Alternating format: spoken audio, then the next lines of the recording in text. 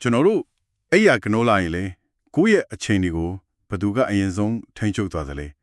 ကိုရိုင်းလားတောင်းဖုန်းတွေက notification တွေလားအဲ့ဒါစဉ်းစားစရာပဲဒီနေ့ကျွန်တော်တို့လေးလာတုံတတ်မဲ့အတန်းစာအုပ်ကအဲ့ဒီမနခင်ပထမဆုံးမိနစ်ပိုင်းတွေကတနေ့လုံးရဲ့ဥဒီယာကိုဘယ်လိုဆုံးဖြတ်ပြရဲဆိုတဲ့အကြောင်းကိုပြောထားတာဗျာဟုတ်တယ်တနည်းပြောရင်ကိုဖြစ်ချင်တာနဲ့လက်ရှိလုပ်နေတာကြားကကွာဟချက်ကိုလေအလေးချင်းလေးတွေနဲ့ဘယ်လိုပြန်ဆက်မလဲဆိုတာကိုဆွေးနွေးသွားကြမှာပေါ့ဟုတ်ပါတယ်ဒီအတန်းစာအုပ်ရဲ့အဓိကချက်ကအကြီးကြီးပြောင်းလဲဖို့မဟုတ်ဘူးနေ့စဉ်လုပ်နေကြအသေးဖွဲလေးတွေကိုနည်းနည်းလေးပြောင်းလိုက်ကြနဲ့ကိုယ်စိတ်ရဲ့လမ်းကြောင်းတစ်ခုလုံးကိုပြောင်းလဲဖြစ်နိုင်တယ်ဆိုတာပဲအလုပ်တွေအများကြီးလုပ်ဖို့ပြောနေတာမဟုတ်ဘူးပေါ့လုံးဝမဟုတ်ဘူးကိုလှုပ်သမျှကိုရည်ရွယ်ချက်ရှိရှိနဲ့လှုပ်တက်လာဖို့ပြောနေတာပါဒါဆိုရင်အဲ့ဒီရည်ရွယ်ချက်ရှိဖို့ဆိုတာကိုဘယ်ကစရမလဲလူများစုကမနေနိုးတာနဲ့ဖုန်းကိုရင်ဆက်အီးမေးလ်တွေဖတ်နဲ့ဟိုလေသူများခိုင်းတာတွေကိုလိုက်လို့ရင်ကပဲနေ့ကိုစလိုက်ကြတာများတယ်အဲ့ဒါကိုပဲဒီစာအုပ်ကတုံ့ပြန်မှုပုံစံ reactive mode လို့ခေါ်တာပေါ့ကိုနေ့ကိုမပိုင်တော့ဘူးလေဟုတ်တယ်တခြားသူတွေရဲ့ email တွေတောင်းဆိုချက်တွေကိုလိုက်ဖြည့်ရှင်းပေးနေရတဲ့ပုံစံဖြစ်သွားရော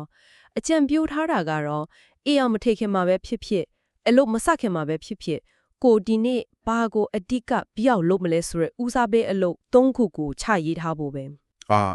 အဲ့ဒါစိတ်ဝင်စားဖို့ကောင်းတယ်ဒါမှကိုအချင်းကိုသူများလက်ထဲထိုးမအပ်တော့ပဲကိုယ့်ဘာသာကိုထိန်းချုပ်တဲ့ပြုလုပ်မှုပုံစံ proactive mode ကိုရောက်သွားမှာပေါ့စိတ်ပူပန်မှုလေးလည်းအများကြီးရောက်သွားတယ်အစီအစဉ်ချန်တာကတော့ဟုတ်ပါသည်ဒါပေမဲ့ကိုယ်စိတ်ထဲမှာကိုအဖြစ်တင်နေတဲ့အတွေ့အထိရှိနေရင်အကောင်းဆုံးအစီအစဉ်တောင်အလုံးမထစ်နိုင်ဘူးမဟုတ်လားအဲ့ဒီအတွေးစိတ်ရဲ့အတန်းနဲ့ပတ်သက်ပြီးဒီစာအုပ်မှာဘာပြောထားသေးလဲဒါတော့အရေးကြီးတဲ့အချက်ပဲအကြံပေးထားတာကကိုအရန်လေးစားရတဲ့သူတယောက်ကိုစကားပြောတယ်လို့ကိုပြန်ပြောပါတဲ့ဟုတ်လားဘယ်လိုမျိုးလဲဆိုတော့လေကိုတငယ်ချင်းတယောက်အမားလုံးမိရင်မင်းကလို့ညွတ်လိုက်တာလို့တော့ပြောမှာမဟုတ်ဘူးလေနော်မပြောဘူးပေါ့ဖြစ်တတ်ပါတယ်နောက်တစ်ခါပြန်စူးစမ်းကြည့်ပေါ့လို့ပဲအားပေးမှာပဲကိုလည်းအဲ့လိုပဲဆက်ဆောင်ဖို့လိုတယ်အတွေးတွေမှာငါတောင်ကိုမလုံနိုင်ပါဘူးလို့ဝင်လာရင်ဒါကခက်ပေမဲ့ငါအရင်ကလည်းခက်ခဲတာတွေလုပ်ခဲ့ဘူးတာပဲဆိုပြီးပြန်တွေးဖို့လေ့ကျင့်ရမှာဒါပေမဲ့အဲ့လိုကိုအကောင်းအကြီးပြပြောနေတာကလက်တွေမကြပဲကိုလင်းနေတယ်လို့မျိုးမထစ်တိုင်ဘူးလားဟိုအကောင်းတဲ့အဆိုးကိုဘလို့မြတ်တအောင်စဉ်းစားမလဲကောင်းတဲ့မိကောပဲဒါကကိုမျက်စိမိတ်ဒီမြောက်ပင်နေခိုင်းတာမဟုတ်ဘူးစိတ်ပိုင်းဆိုင်ရာလေ့ကျင့်ခန်းတစ်ခုပဲကိုယ့်ရဲ့အားနည်းချက်ကိုလေ့ရှုခိုင်းတာမဟုတ်ပဲအဲ့ဒီအားနည်းချက်ကြောင့်ရှုံးနှိမ့်တွဲမယ်ဆိုတဲ့အတွေးကိုပြန်တက်မှတ်ပေးတာ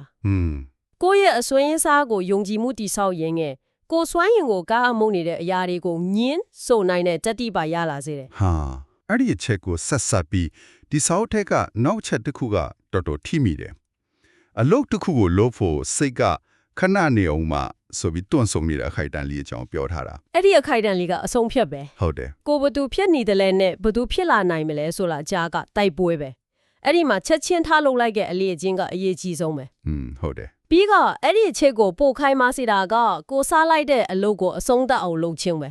တဝဲတပြက်ထားခဲ့တဲ့အလုပ်တွေဟာစိတ်ထဲမှာဝင်ထုတ်ဝင်ပိုးလို့ကြံနေခဲ့တယ်ဥပမာဘယ်လိုမျိုးတွေလဲမပြီးတဲ့စာအုပ်တွေတင်နာမပြီးတဲ့ online course တွေလို့ပေါ့ဦးနောက်ထဲမှာ browser tab တွေအများကြီးဖွင့်ထားတယ်လို့ပဲအာယုံစူးစိုက်မှုကိုအားနည်းစေတယ်ဆိုတော့ချုံပြောရရင်ဒီအလေးချင်းတွေရဲ့ thought check ကကြီးမားတဲ့လှုပ်ဆောင်ချက်ကမဟုတ်ဘူးပေါ့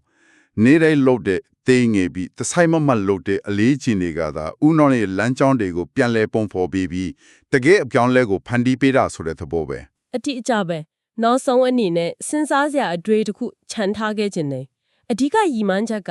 ဒီအလေးအကျင့်တွေကိုလုံနေရတယ်ဆိုတဲ့အစ်စ်မှရက်မနီးပဲဒါတွေကကိုယ့်ရဲ့ပုံမှန်ပြုမှုကိုယ့်ရဲ့တစိတ်တစ်ပိုင်းဖြစ်လာတဲ့အထိဆက်လုပ်သွားဖို့ပဲအလေးအကျင့်ကကိုယ်ရိုင်းဖြစ်သွားတဲ့အထိပေါ့ဟုတ်တယ်ဒါဆိုရင်စဉ်းစားကြည့်လေကို့အတွက်အလေးအကျင့်တစ်ခုသာကိုယ့်ရဲ့ဒုတိယပင်ကိုစရိုက်လို့ဖြစ်သွားခဲ့ရင်ဘယ်အလေးအကျင့်ဖြစ်ချင်တယ်လဲအဲ့ဒီတစ်ခုကဘဝမှာဘလောက်တောင်ပြောင်းလဲသွားနိုင်မလဲ